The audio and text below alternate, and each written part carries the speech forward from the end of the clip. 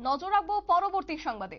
রাতের অন্ধকারে জনসাধারণের জন্য কতটুকু নিরাপদ রয়েছে NH-44, যেখানে নেই কোনো সাইনবোর্ড, নেই কোনো এন্ট্রি বোর্ড, নেই কোনো পুলিশ প্রশাসন, একেবারে ফাঁকা, যেখানে সাধারণ মানুষ, জনগণের জন্য কি সুরক্ষা রয়েছে সেই নিয়ে কিন্তু সাধারণ মানুষের মধ্যে একটা প্রশ্ন থেকে যাচ্ছে।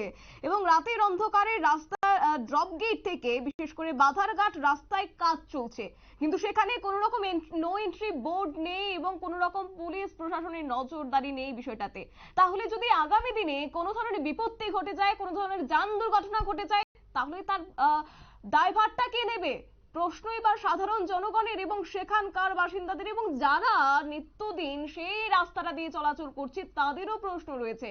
এই উত্তর কে দেবে সেটা নিয়ে রয়েছে দ্বিধা। এবং যাই হোক, আপাতত কি রয়েছে বিস্তারিত, কি বা বক্তব্য উঠে আসছে শুনুন।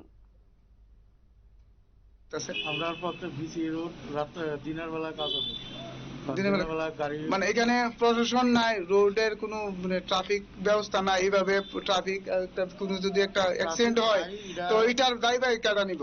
ট্রাফিক লাইনে ভুল, আমরা চিঠি দেওয়া আছে ট্রাফিক দপ্তরে, ট্রাফিক আগে একটু আগে দেখতে গেছে। আচ্ছা, তারা কন্টিনিউ রানিং আছে এইভাবে। আমরা ট্রাফিক ডিপার্টমেন্টে চিঠি দেওয়া আছে, তারা একটু আগে দেখতে গেছে কাজ, তারা রানিং আছে। তো এখন যে এইভাবে বাইকটা একটু মানে চলাফেরা করতে আছে, এটা লিয়ে কিতা করবে?